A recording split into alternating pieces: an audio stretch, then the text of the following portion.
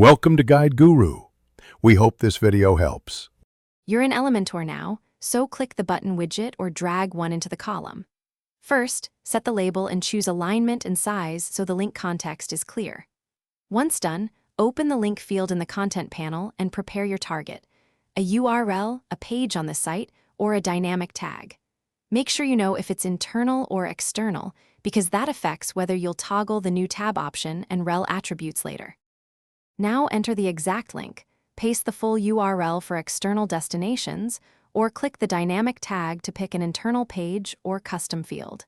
If the link goes off-site, toggle open in new window to true and add rel attributes when necessary for SEO safety. For on-page navigation, use a hash with the element ID like #section_CTA.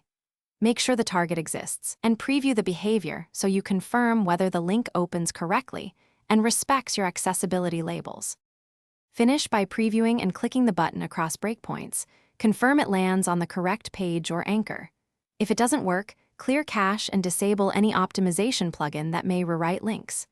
Also check for stray spaces, missing HTTPS, or JavaScript conflicts by opening the browser console.